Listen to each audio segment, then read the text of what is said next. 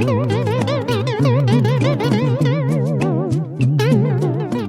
friend, was kami, gaana hari libur kalau soal kesehatan hewan.